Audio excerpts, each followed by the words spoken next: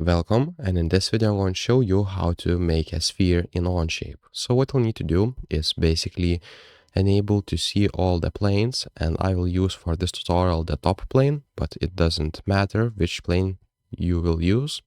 And now what we'll need to do is create sketch. I will select the top plane, and now go right here and select center point arc.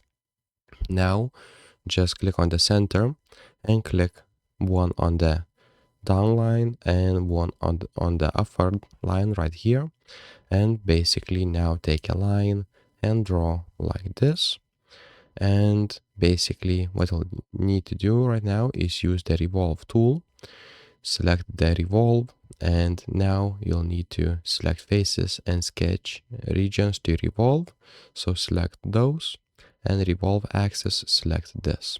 And that's how you create a sphere in Onshape. So as you can see, now we have perfect sphere. So if this video was helpful, please make sure to like this video, comment down below for the algorithm, and see you in the next one.